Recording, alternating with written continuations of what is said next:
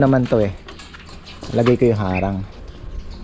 So ayan na po yung darag natin. Ito po yung 650 pesos ang isa.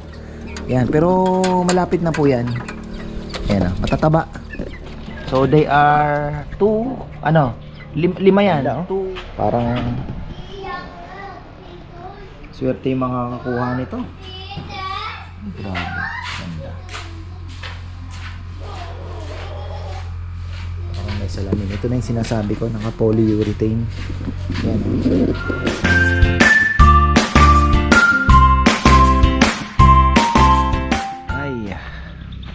Ayan, update tayo. Ayan, magandang buhay po at grabing init. Hindi ako makapagpatubig. Ayan na, may namamatay ng jaguar. Mukhang tagilid tayo sa fish pond. Grabe pong init. Iba po yung hangin. Kahit nag-ulan-ulan na, matinli. So ayan, naitayo na yung thank God at wala naman pong bali yung ating avocado. Ayan na, trinim na. Ay, masay alas 4. Ayan, 4 o'clock. Yan ay ating avocado, malaki na pa naman. So yan po ang hirap ang hirap po talaga, lalo na po ngayong storm season. Yung mga fruit bearing trees nyo, mahirap i-survive talagang. May chance talaga na masira, lalo na po imagine niyo kung malaki na yan. So ang pinaka best na naiisip ko is titrim mo talaga sasaktan mo siya, hindi mamamatay, at least makakasurvive. So ganun po ang gagawin talaga ninyo para lang wag masayang yung ilang taon ninyong hinihintay na mga, di ba, mamunga, and then after pagka isang bagyo lang na malakas, dapat kayo tawag dito, dapat ay nakaabang kayo. Pagka alam ninyo na may tatamang malakas na bagyo, mag-umpisa na po kayo trim. Itong ang mangga, kinatatatakot din ako yung mangga na yan kasi pag yan po ay nabuwal, alam nyo, madadali yung daanan, yung pinakadaanan namin, mabubungi yan. Ang hirap niyan, mas matinding kaya bala ko din pong ipatrim yan. Mahirap po. At experience ko na yan. Kaya nga nung bagyong uwan, talaga pong nagmadali ako magpatrim ng mahogany kasi nahirap, natakot din ako kasi pagbagsakan yung mga mahogany na yan, mag-iiwan po ng uka. Tapos dumating na yung ating darag, kaya lang mukhang natatakot yung ating mga bibe. Mukhang kailangan kong ilagay yung harang. Naman to lagay ko yung harang. So ayan na po yung darag natin. Ito po yung 650 pesos ang isa. Yan, pero malapit na po yan. Ayan na, matataba. So they are 2, lima yan, 2 rooster and 3 hens. Ayan. So pure darag po yan. At maglalagay tayo ng harang dito.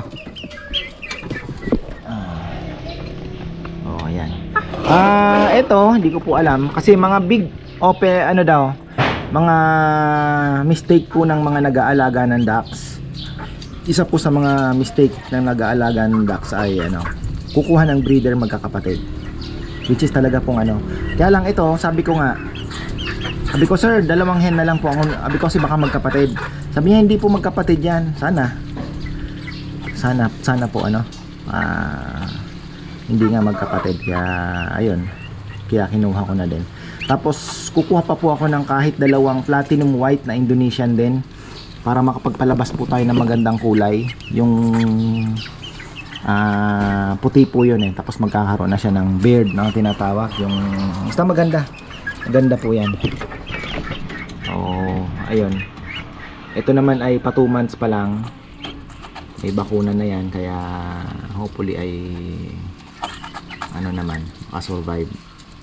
Dito po muna siya, magpapagawa ako ng brooder kay Nel, yung lang, simpleng brooder lang na bakal, pero hindi nagagaya nito na ang bigat-bigat.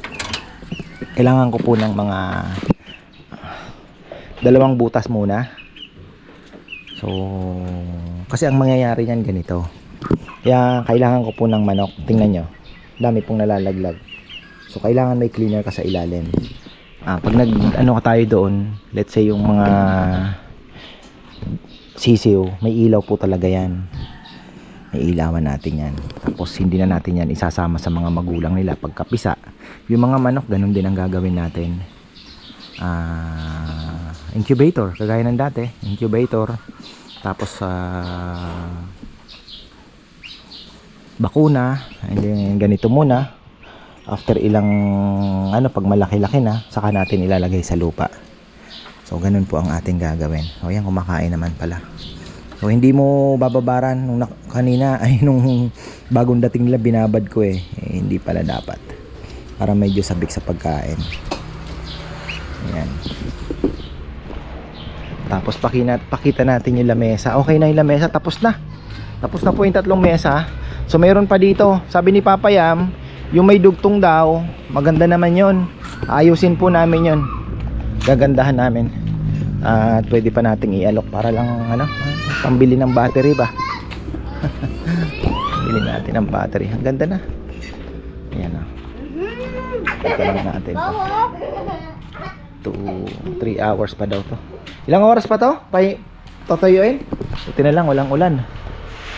Ang ganda Parang swerte yung mga kakuha nito. Grabe, ganda. Parang may salamin. Ito na yung sinasabi ko, naka-polyurethane. Yan, mga haspi niya.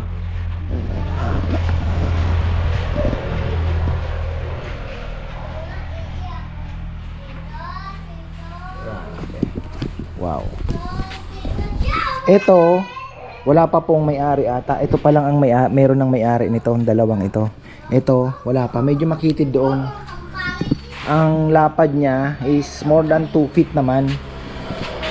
Dito 1 feet dito. So mga 26 or 28 inches ang lapad na pinaka Pero ang ganda pa din.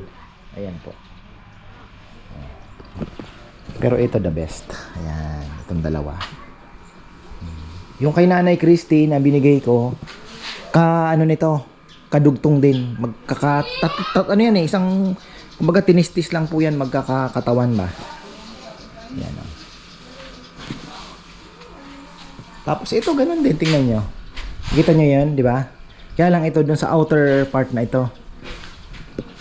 Pero iisang lang po yan, katawan. Meron pa pong 3 doon na na slab na kasing nito. Kaya wala pang paa. Kaya hindi pa natin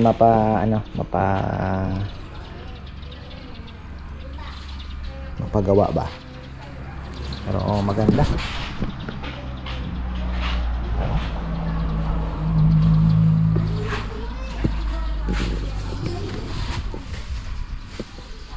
Natural color ng acacia. Ito excited na po, may down na dito. Hindi ko lang alam kung alin dito yung may nag-down na. Ayan. Parehas lang yan. Magkalapad lang. Same na same yan. Ayan. Bago tayo mag-ikot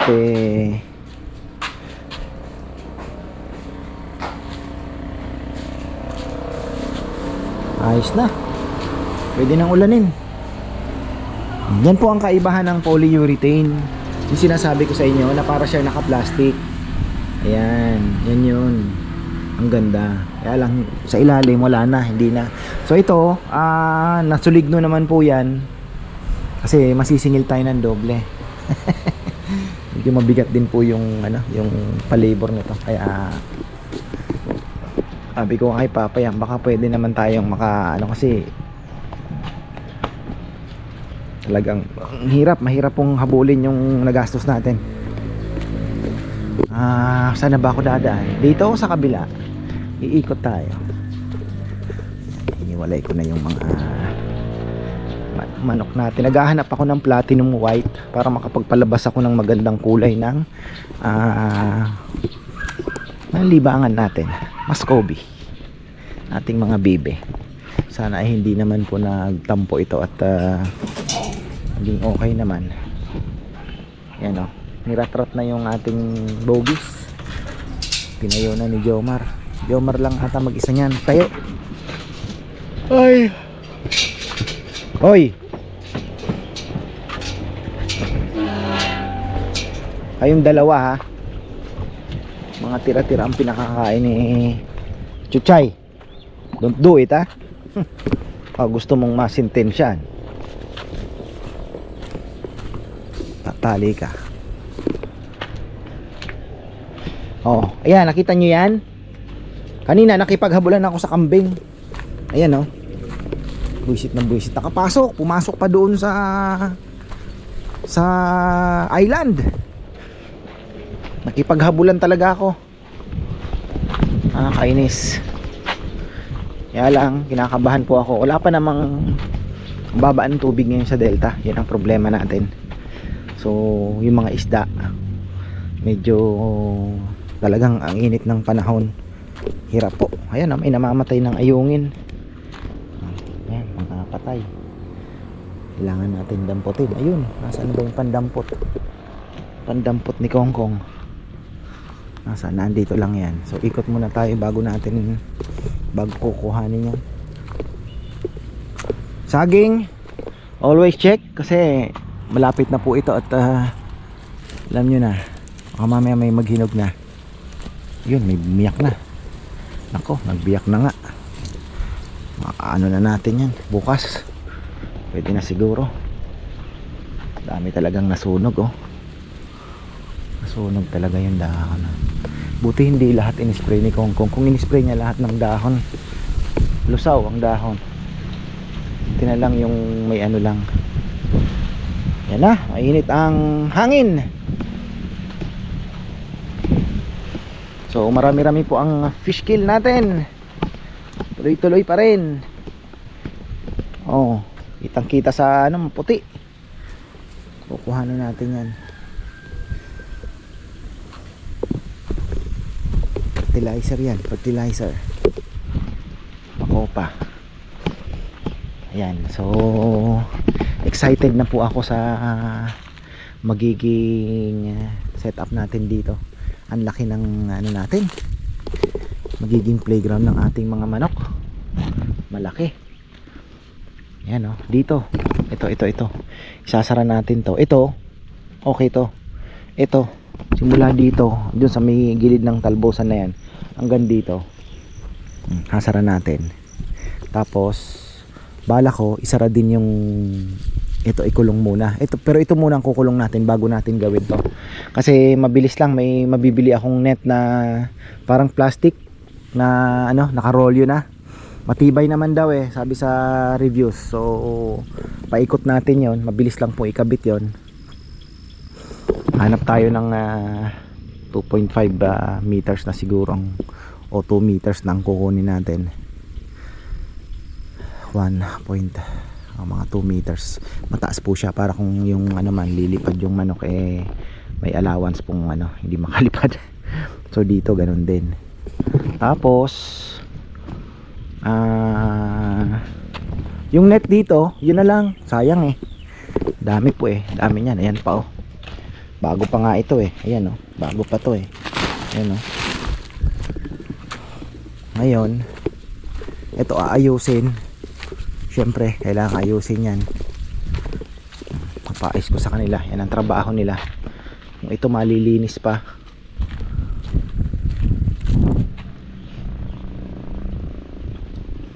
yan parang ito ilang metro ba ito?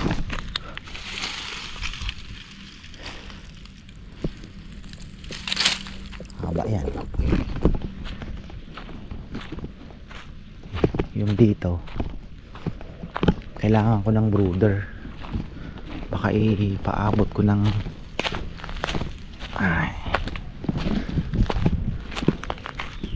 hanggang dito siguro. Ang maganda sana kung hanggang dito na bagay ano natin. Kailangan ko ng brooder. Ito tatakpan natin. Tatakpan pa ng net ito. Shading net lang. Yan, papalitan natin yung mga anong yan. Tapos sa dapuan ng manok. Ito, tibay pa yung kahoy. Papalitan lang siguro to. Ayan wala na. Papalitan natin. Excuse me po. Kaya lang parang parang hindi maganda. Nakahati naman pala, no? Dito yung takip. Ay, masisipunin na naman yata ako. Ito, linisin natin. Papalinis ko lang po ito. At ito na lang siguro ang anuhin ko. Ang gagawin nating brooder. Bilis lang naman magpatakbo ng kuryente. Kailangan din kasi ng ilaw yan. Naka-ready na yung ilaw. Ayan.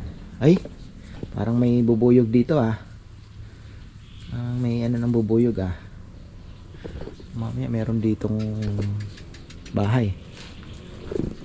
Ayan, hanggang dito. Bilis lang naman maglatag. Tapos dito.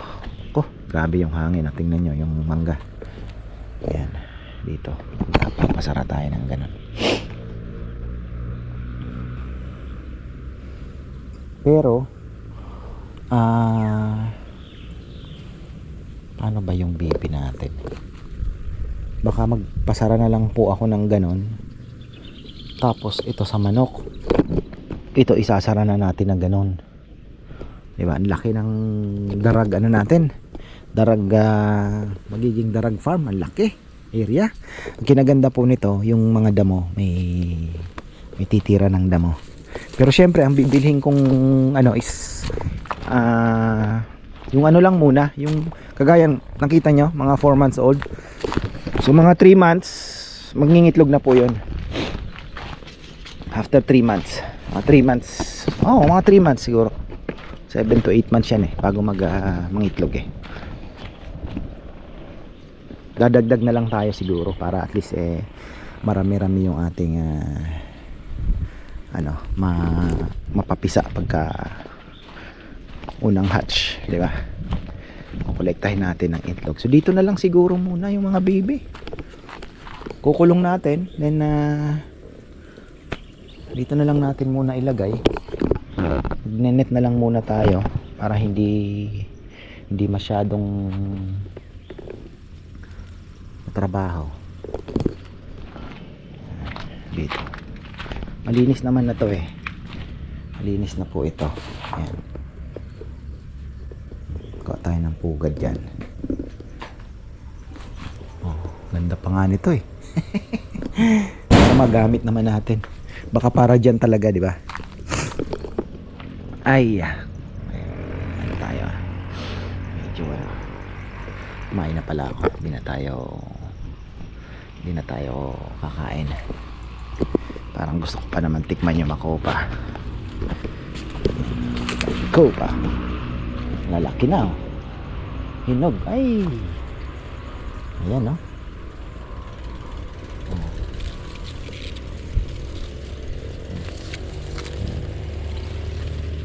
parang may kumakain ng dahon. Bukas na ako pipitas. Sana yung pang pala, pang salok wala dito. Nilagay ni Kongkong. Wala dito, nasa kabila. Shoutout pala kay Brother Maynard Mariano. Happy birthday sa iyo, brother. Hope to see you again. Sana makadalaw ka uli pagka ikaw ay nasa bakasyon. Auguri. Ayan, auguri. Buong compleanno. Sabi nga sa Italiano. Nasaan ba yung ating salok dito? Tingnan, hindi kinain ng visit na mga kaya paghabulan ako dito takbo ako dun, mga mabibilis pa naman. Nasaan kaya yung pangsalok? Ito ipapalinis natin. Tatanggalin po natin yung mga damo-damo na yan at maglalagay po tayo ng asola dyan. Sana mabuhay natin. Sana po mabuhay. Tanggal natin yung mga mga kangkong. Nasaan kaya yung salok? Salok, salok. Saan ang salok? Wala.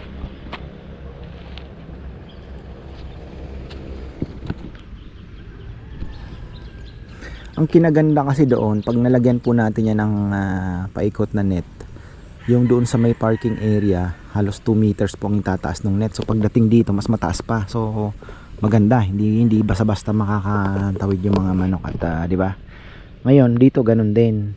Pagdating po lang po dito, medyo bababa ng konti. So siguro mga 6.5 feet po yung yung almost 7 feet po yung makukuha natin. So pagdating dito medyo siya. So kailangan lang yan lagyan ng pinto. So, doon siguro isa din doon, isa dito, isa din doon, para at least may mga pintuan. Hirap kasi pagka, di ba, papasok ka na sa kabila, hirap din. So ganon. Ayun nga, meron ng duckweed Di naman po asola, duckweed naman. Kailangan natin malinis to. Tag-ulan po, tataas po ang tubig niyan. Tataas pa ang tubig. Sana kaya yung aking salok, makabukas pa tayo makapagtanggal ng isda niya. Ay nako. So ayan yung lamesa. Di ko po alam kung may yung dalawa pong malapad, okay na yon. Ngayon, yung isang medyo makakitid, tapos may 3 o 2 pang makitid, wala pa. Tapos meron pa pong tawag dito, yung may makapal na may dugtong. Ayan. So ibebenta na rin po natin yun. Syempre ibang presyo, mas mababa po kumpara doon sa solid. Kasi karamihan nyo pong makikita may mga binibentang 30,000, 25,000. Yun yung akala nyo walang dugtong. May mga, yung iba po talagang magagaling. Pero may makikita nyo talaga kung hindi kayo marunong tumingin, hindi nyo mapapansin. Pero dalawang lang po yun, maliit na pinagdugtong lang. Magaling sila magaling talaga yung mga karpentero syempre. Ayan. Parang lalagnatin ako papakiramdam ko. Bukas pa naman ilalakarin kami ni Bebe. Dito ako dumaan, papakain pa ako ng ibon pala. Ayan. Ay, so ayan, hindi umulan. Okay na, safe na po yung ating natatakot kanina yung pintor kasi baka mamaya daw umulan nga. Siyempre yung polyurethane hindi pa tuyo. Pero ngayon tuyo na yan. Okay na kahit umulan pa mamaya. Ano tayong magiging problema. Tinitingnan ko yung slab dito, hindi ko matandaan, pero ang nasa isip ko may 3 pa may 3 pa talaga nasa isip. Ayan. Kasi 4 ito mayroon pang isa, 2, 3. Ito ata ito yung may dugtong, ito yung mahaba na bungi-bungi. Yung maganda sanang tawag dito, gawing resin. Basta yun, tama, 3 nga. Meron pa. Ayun, 1, 2, 3. Tama, 3. Sana maganda pa yung 3 at least maganda nga sana malagyan ng bench. Ang problema, wala na daw mahaba. Sabi ni Papa yan, wala na akong makita. Sabi niya na pwede natin gawing upuan sana, kahit bench man lang. Ito siguro wala na, may ikli na nga. Ayan ito pwede, pero maikli po, maikli. Maganda sana solid din. Bale, so ayan, hanggang dito na lang po at pahinga muna tayo. Ayan. Sensya na late yung upload, marami nagme-message kahit pong mahina na yung views natin, pero may mga nakatutok pa rin at nag-aabang talaga. Ka-farmer ba't wala, sabi ko nawalan po kami ng internet ng 1.5 day. So ayun, simula po nung may ipo-ipo nung gabi, ipo-ipo yung thunderstorm na malakas, simula nung gabi wala na hanggang kaninang umaga. So Saturday night hanggang Monday mga 9 o'clock saka po nagkaroon ng kuryente. Ayan. Kuryente, internet. Nadali ata yung main na namin dito ng internet din. So ayan, marami pong salamat at magandang buhay.